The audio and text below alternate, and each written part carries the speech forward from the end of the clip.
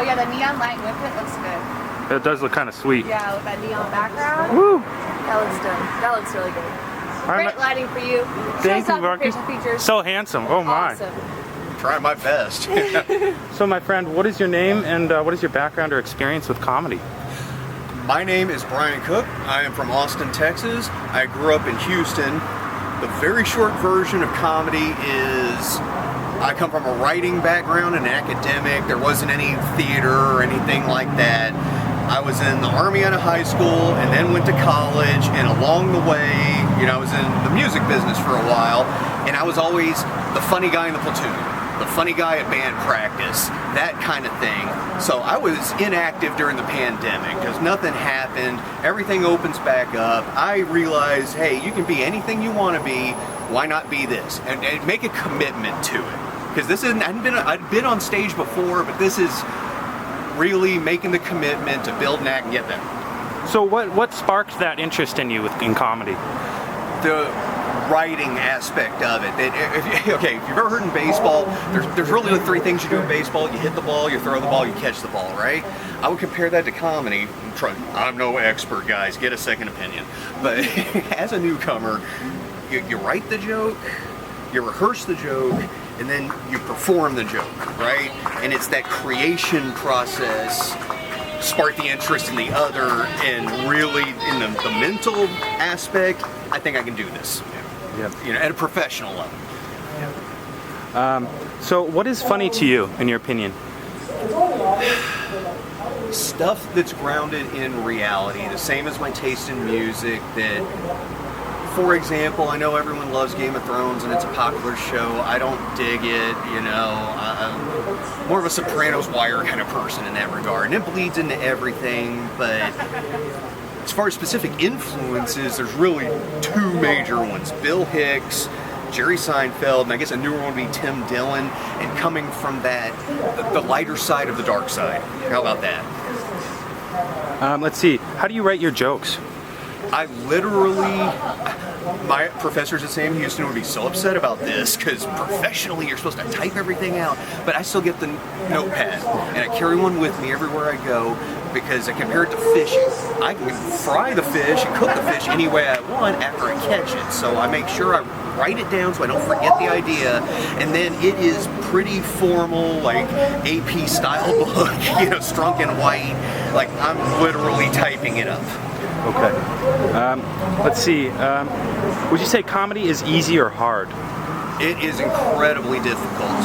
And if I'm putting my artistic PhD candidate hat on, it doesn't get enough credit as a performing art. And it's because it is. By nature, it's silly. By definition, it's silly, but the process of making it is not.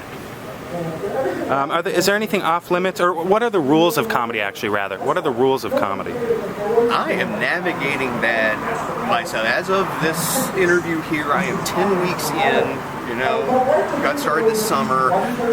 For myself, it's just be funny. My rule for everyone, let me clarify that. My rule for everyone is just be funny. However you can do it, if I'm Mr. Pickle Arm, whatever. Now for me, I don't want to be pick on people. I don't want to be harsh. I don't, I talk about some pretty dark subject matter, but I think in a relatable way, that's what I like as far as the official, what they teach at Harvard or whatever. Is there anything, are there any universals in comedy? Anything that's always been funny, always will be funny, in your opinion?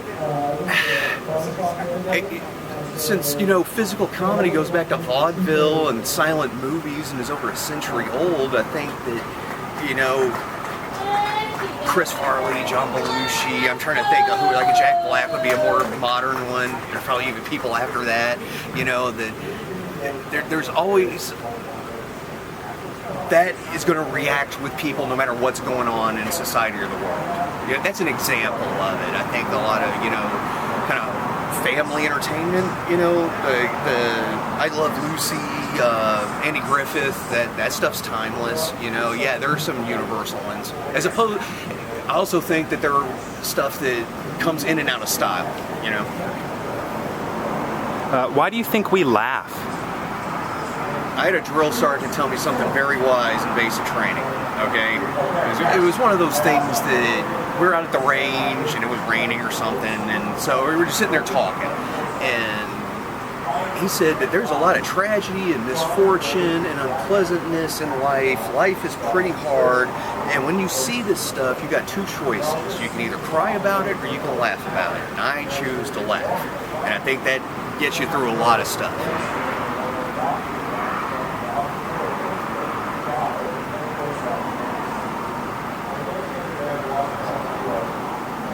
Is comedy, in your opinion, an art form? The same way that I think I'm coming from like metal and hardcore, that kind of music, and trust me, no one's getting rich playing that. You do it because you love it, because you want to share something with the world. And yes, I think there is room for that in comedy, but as opposed to the music where there's a sales ceiling and there's only so many fans, the sky's the limit on this stuff. So that there is, you need to pay attention to, you know, oh God, I don't want to say something stupid like business affairs and all that, but you need, how about this? How about this? I think part of being successful, that's going to point you in the right direction, is showing up on time, being polite, being respectful. That's not the worst advice anyone's ever heard. You've been fantastic, man. Thank you so much for talking to me. Is there anything else that you'd like to say about comedy or anything that crossed your mind at all?